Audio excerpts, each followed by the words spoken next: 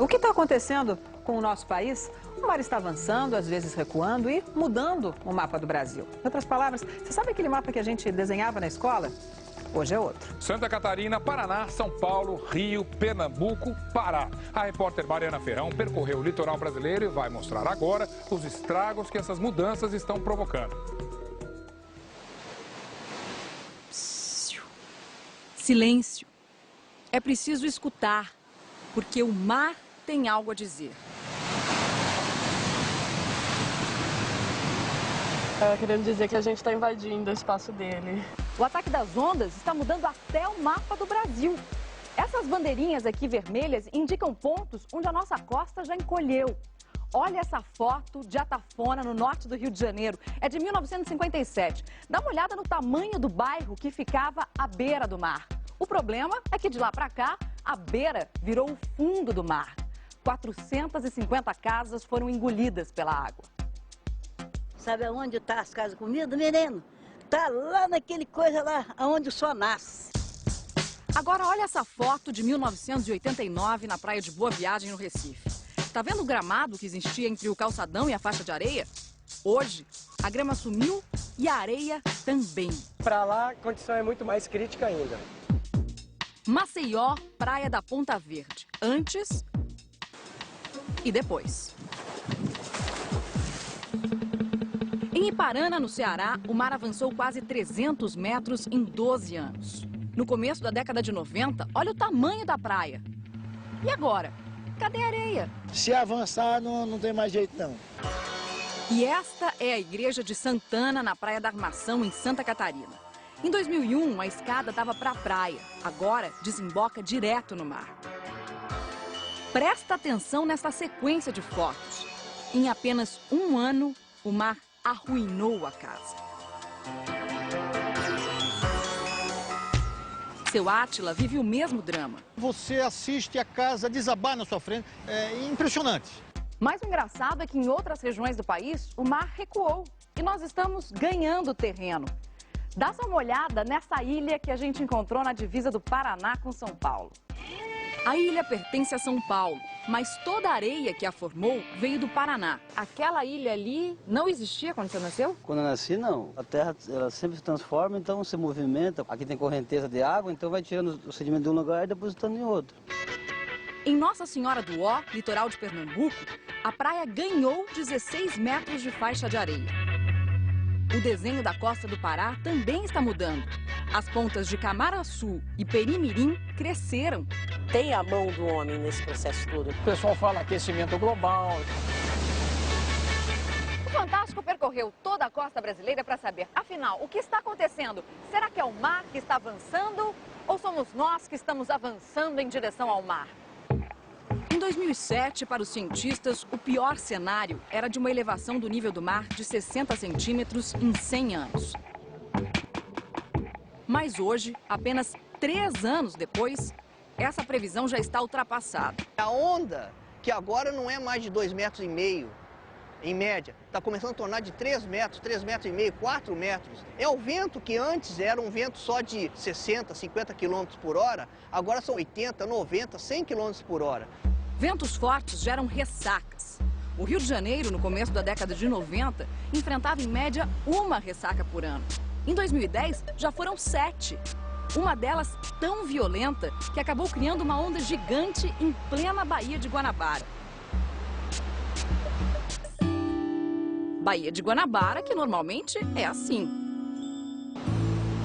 Ressacas violentas são um dos sintomas da febre do planeta. Outro é o derretimento das geleiras. A água doce que estava congelada vai para o mar. E pior, com isso perdemos parte da cobertura de gelo dos polos, que funciona como um poderoso espelho refletindo de volta para o espaço parte do calor que vem do sol. Resultado, os raios solares entram direto no mar, que fica quentinho. A água mais quente favorece a formação de tempestades, que trazem mais vento, mais onda, mais ressacas, tudo de novo. Para piorar, cada vez mais gente tem uma casa pé na areia, ou um apartamento com vista para o mar. De cada 4 brasileiros, 1 vive no litoral, segundo o IBGE. Ao todo, São 45 milhões de pessoas ameaçadas pelo avanço do mar. O mar está tomando conta do que era dele, né? O mergulhador está certo, segundo o professor de engenharia costeira. Praias são coisas extraordinariamente dinâmicas. Estão sempre sendo remanejadas, reformadas pela ação das ondas. Nunca estão paradas. E a gente que tem reformado as praias hoje, na verdade, né? Bom, nós temos prejudicado essa capacidade natural que as praias têm de se adaptar e de se acomodar às mudanças. Na medida em que nós construímos estruturas e aprisionamos o estoque de areia das praias. Nós estamos engessando o litoral do país, com calçadas, ciclovias, avenidas. E quando o mar avança, não encontra mais a areia para amortecer o impacto das ondas. É por falta de areia que a gente vê tanta destruição em Boa Viagem, no Recife, por exemplo.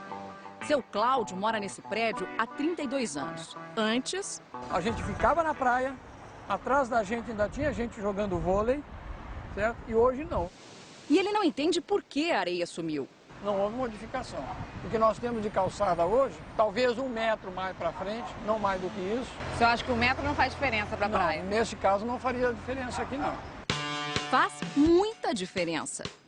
Olha o que a gente encontrou aqui em Ilha Comprida, no extremo sul de São Paulo. Árvores enormes arrancadas com raiz e tudo. É um cenário de destruição na praia. Na areia, pedaços de casa. Tudo isso aqui foi levado pela última ressaca. Construção muito perto da praia, tudo isso faz com que haja um desequilíbrio e a praia começa a entrar num processo de fome de areia. Quando as primeiras ressacas se fazem sentir, é natural que as pessoas vão colocar pedra, jogar rocha na beira da praia para poder proteger as edificações. Mas isso, a longo prazo, é a pior solução possível. Agora dá para entender por que pedras gigantes não impedem a destruição das praias. A praia tem mais ou menos 5 anos e meio, mais ou menos a primeira vez que eu vejo uma situação desse jeito. Sacos de areia, pneus, muro de concreto também não resolve. Sabe o que funciona? Recentemente essa praia sofreu um processo de ressaca, mas como a ocupação da praia foi feita depois da duna, essa praia ela consegue reagir bem. Ela se deforma inicialmente, mas logo em seguida, naturalmente as ondas vão reconstituindo a praia e volta a ser normalmente como era antes. Esse é o Forte do Pau Amarelo aqui em Paulista. É um ponto emblemático para a gente perceber esse movimento cíclico da natureza, do avanço e do recuo do mar. Essa é uma construção do século XVIII. Como todo forte, ele estava à beira d'água. Olha o que aconteceu com o mar. Ele recuou bastante ao longo de todos esses anos. Só que a população aproveitou e construiu aqui. Agora o mar está voltando. Se pensava o seguinte, pois aqui tem uma área muito bonita de areia, então vamos construir que aqui jamais vai chegar. E aconteceu de chegar. Milton se prepara para a próxima ressaca. Isso aqui era um salão com 17 metros de frente. Antigamente, eu já para tomar um banho andava uns 100 metros. Sem o homem por perto, a natureza muda sem alarde, como na Ilha do Cardoso, no litoral de São Paulo. Quanto de largura tinha esse lugar onde a gente está? Tinha por volta de 36 metros, isso foi em 2001 mais ou menos. E hoje tem por volta de 8, 10 metros. Olha esse mapa. Esse estreito marca oficialmente a divisa entre os estados do Paraná e de São Paulo. Isso no mapa que está nos livros, já que a natureza está fazendo um outro desenho. A areia está ligando essas duas partes. E do lado de cá, o mar está abrindo passagem. Esse pedacinho está se separando de São Paulo e se juntando ao Paraná. De um lado nós temos forças do mar aberto, e de outro lado nós temos forças da laguna, fazendo com que no final das contas você acabe afinando a ilha nesse trechinho aqui. A movimentação natural do mar também explica o que está acontecendo em Coroa Comprida, no Pará. Sobraram apenas 50 dos quase 800 metros de praia. É um fenômeno natural, assim como está acontecendo a erosão, depois de um tempo a tendência é se recuperar. Estes escombros são restos do que o pai de Júlia queria deixar para a família em Atafona, no norte do Rio. Fez 3 andares com 48 suítes para funcionar um hotel que nunca chegou a funcionar, porque... A construção ficou interditada por 30 anos antes de ruir. O hotel recebe turistas, curiosos que ficam perplexos diante da cidade que o mar engoliu. quero conhecer as ruínas do Pontal de Atafona, porque está dentro de toda a mídia nacional, né? Como aqui é uma planície costeira, a declividade é baixa, né? Você não tem bloqueios naturais de rochas, nem de ilhas, você tem tudo convidativo para destruição mesmo. É estranho você ver um patrimônio seu virar uma atração turística. Tem gente que acha que o prédio ruiu de repente, e o mar não vem de repente, ele avisa. O mar está dando o alerta e é preciso agir rápido. O conhecimento do problema é o primeiro passo. A partir do conhecimento é que a gente começa a desenvolver as medidas. O equipamento no topo deste prédio em Boa Viagem, no Recife, mede direção, velocidade e força das ondas. A rede de monitoramento da Marinha também está crescendo. Só com essas observações, cada vez mais, é que nós vamos poder ser capazes de efetivamente afirmar o que está acontecendo. Tecnologia não é a única solução. Já que não é possível chegar à cidade para trás, é chegar ao mar para frente. Você faz o que se chama engordamento da praia. Você procura, nas proximidades, uma jazida de areia com características físicas, né, tamanho de grão, etc., semelhantes ao da praia, e você traz areia de fora do sistema e coloca no sistema. Sem o engordamento, a praia mais famosa do Brasil não seria Copacabana. Na década de 50, as ressacas eram constantes, invadiam o bairro e ameaçavam acabar com a praia.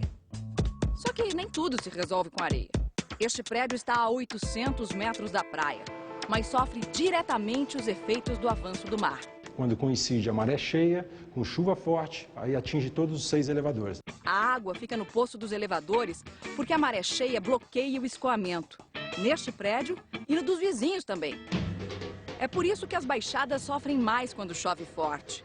Este ano, no Rio de Janeiro, a chuva já tinha passado, mas a inundação em Vargem Grande e em Vargem Pequena custou a baixar. Baixada Fluminense, Baixada Santista, Itajaí, no Santa Catarina, Salvador, Recife, Aracaju, Maceió. Esses locais que hoje já sofrem problemas, dificuldade de escoamento das águas, com inundação, alagamentos em épocas de chuva, na medida que o nível do mar sobe, a tendência é isso se agravar, vai ficar mais difícil. Nas áreas urbanas é difícil remover populações inteiras. Já nas comunidades ribeirinhas, sair quando o mar avança é uma tradição. No norte do Pará, os endereços das casas de palafita são provisórios. Eles se estabelecem num local, mas aquele local pode começar a sofrer erosão e eles muitas vezes simplesmente desmancham as casas e montam as casas de novo em outro local. Por causa do avanço do mar, Ararapira, onde Newton nasceu, virou uma ilha fantasma. Tinha um salão de baile aqui. Salão de baile, exatamente. Na frente, né? Na frente aqui tinha um salão de baile. 60 famílias viviam aqui. Aqui era a escola, né? Aqui é a escola, aqui, daqui pra cá era a cadeia. Ah, era a cadeia? Cadeia. Exatamente, é junto com a escola, só tinha o parede da motina no meio. Ararapira afundou em terra firme. Na Praia dos Milagres, em Olinda, o mergulhador vê o naufrágio de uma tentativa de ocupação. Onde está aquele pirra ali, tinha outra casa. Outra aqui, tinha outra casa aqui. Onde está aquele cara pescando, a 10 metros tinha outra casa. E aqui passava a avenida, uma rua. Cidades submersas que apenas alguns brasileiros vão lembrar. Às vezes as pessoas perguntam, né, que sentimento que tem, se é uma raiva, se é uma... É um respeito muito grande pelo mar, né?